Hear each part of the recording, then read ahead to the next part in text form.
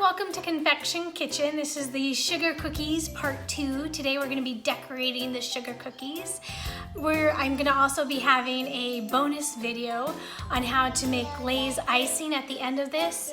On the sugar cookies part 1, I had a bonus video on how to make royal icing. So this will be about glaze icing. And I'm going to show you the difference between royal icing and glaze icing today. So what you're going to need are the cookies that you want to decorate and then the types of icings that you want to do.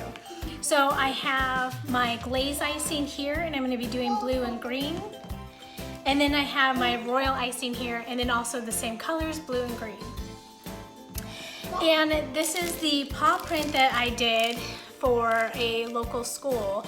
So that's the design I'm going to kind of do today. So it's pretty simple, not too complicated, and it's going to be a great way for you to see the differences in the icings and how they set and how long they take to dry. So what I highly recommend is that you really do have a vision in your mind and you really make sure that you know what you're striving for. Usually I will go on Pinterest to get some ideas, to get my mind flowing, and I usually kind of similar designs on what I've seen. Nothing is ever going to be exact because I'm me and that person is them, so don't ever think that if it doesn't look exactly to what you were hoping for with the picture, that doesn't matter. So we're going to go ahead and get started, and I'm going to go ahead and start with the royal icing first. Alright, so what I'm going to show you is going to show you two different forms of with my glaze icing and my royal icing.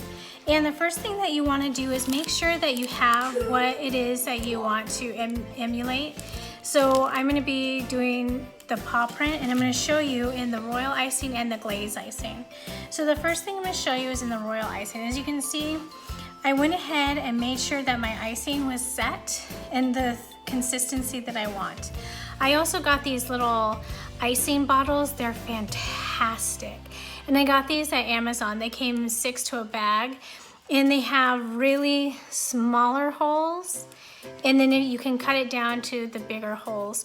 So if I'm going to be doing outlines, I typically use this smaller one and then use the flooding for a big one. So what outlining is typically I would have two different blues. I would have an outline blue and a flooding blue. And the outline blue is a little bit thicker, so when I outline my design, it holds the icing in so it doesn't overflow.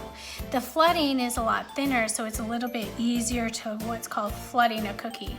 Now, if I was doing this all in one color, I would have a flooding and an outline, but for time's sake and just to kind of make it easy to show you, I'm just going to use all the same one. So the first thing you want to do is you want to outline your cookie. And I'm not touching the cookie. I am letting the icing kind of follow the tip of my bottle, and the tip of the bottle never actually touches the cookie. And when closing in a circle or going in an outline, when you're doing that, you want to stop and then go back in on itself to let it set. And then I'm going to go in and I'm going to make these little paws, the little toes. And I want this to be a little bit more big than what I would think it would be, because the icing is going to spread out just a little bit, like so. And then I'm going to go in and make that palm print. And now I'm going to fill in the little holes that I have here. So if you notice, if I ever so gently go in, I could even technically leave a hole like those, and you can see that it's going to kind of go in on itself. Another way to kind of, so you don't over frost, you can tap it down ever so gently, and it will cover, it'll seep and go by itself. Or you can take like a toothpick or something, and if you see any air bubbles, then pop those with a toothpick and it will set on itself. So now what I'm going to do is I'm gonna take my green, make sure it's good, and I'm now gonna outline inside the paw print and then fill it in. You always wanna start off with the outline first and then fill in. So that way the print, or the icing, sorry, the icing has a place to go.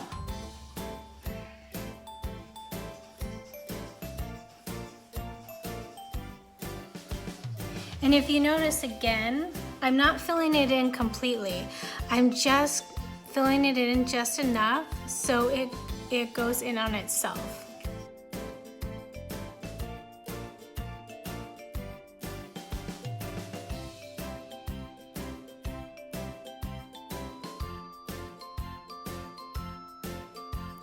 Again, if you see any air bubbles, you want to pop them, but they don't have any air bubbles for that. So that is royal icing.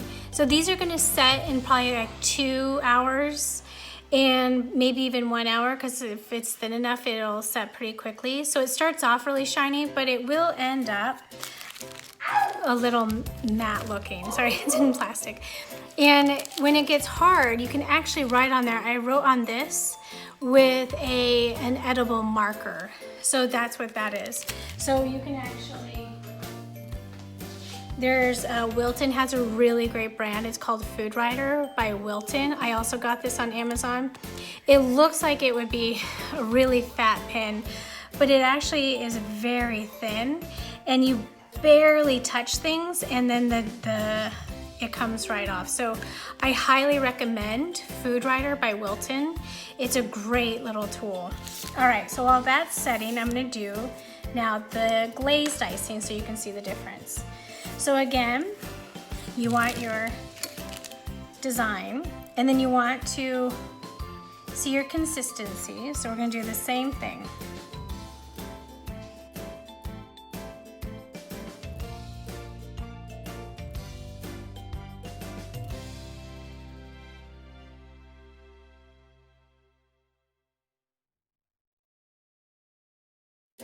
So if you notice, this one doesn't spread. It's a little bit more sticky, so I need to go back in and kind of outline it a little bit better. Okay. So if you can see, the color is already a little bit different, and it is definitely a lot more shiny than it is the other one. All right, so we're gonna go in with the green.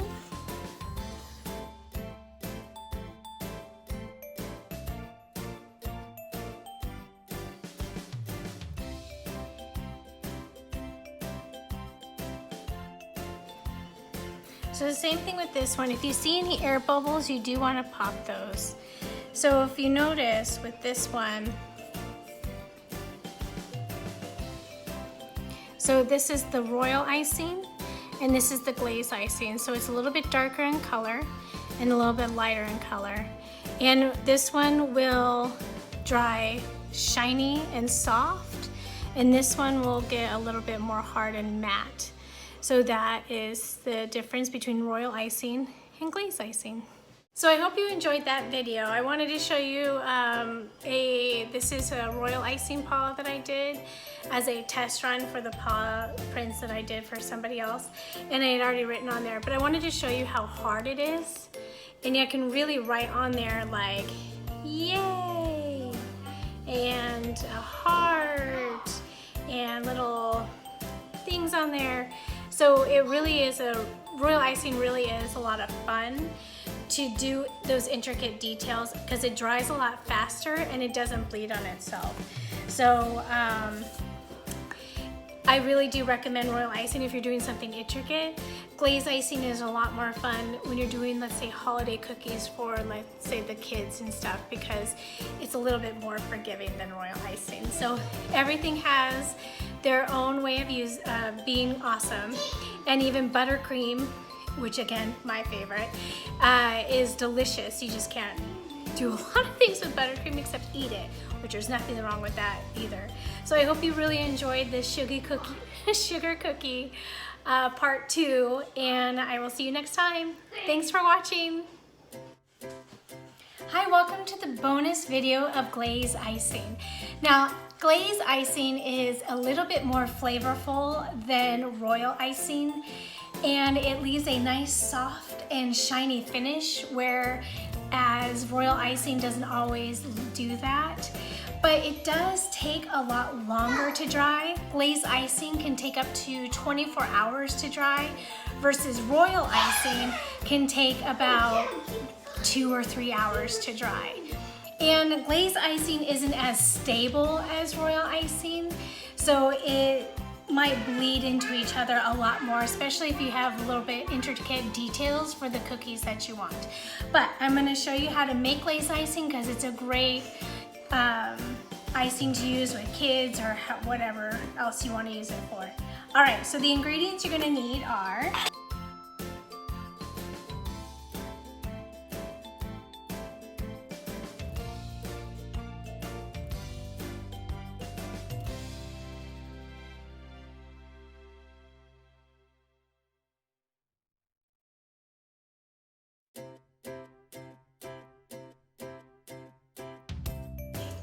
So the stuff that you're going to need today is a whisk, a mixing bowl, food coloring, and then some bowls to separate how many colors you want. And I'm going to be doing 2 colors today. I'm going to be doing blue and green.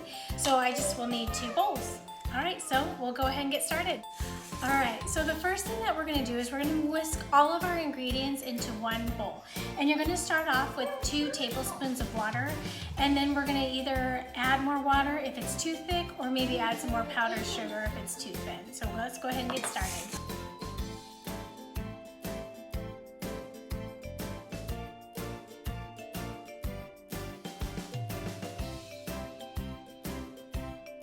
So I want to make sure that you can see the right consistency. So as we move it, I'm going to lift this up and pour it in.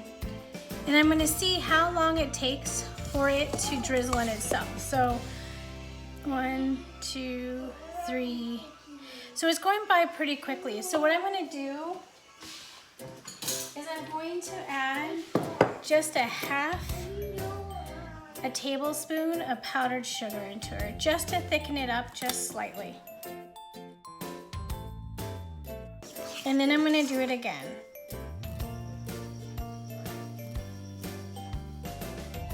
So now it's getting a little bit better in consistency.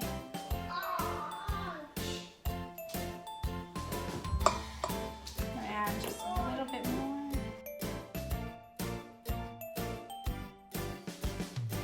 So as you can tell, it's taking a little bit longer now for it to dissolve in itself, and that is going to be the right consistency that I want.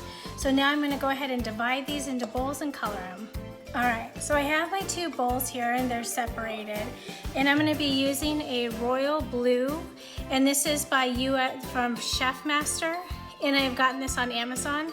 So I'm going to do that for 1, and then I'm going to use a leaf green for the second one, also by Chef Master, that I also got on Amazon. So that's number 2. And you want to make sure that you have 2 separate spoons, so that way when you're mixing, you're not mixing in with each other. And if you have to add icing, I would use an additional spoon so you don't contaminate that. So the first thing that we're going to do is we're going to do the green. And you can always add color, but you can't always take away. So I usually start with 1 drop and mix and see where it goes. So I don't like a lot of food coloring if I can help it, so that 1 drop gave me the exact grain that I want, so I'm not going to add any more. So now I'm going to add my blue.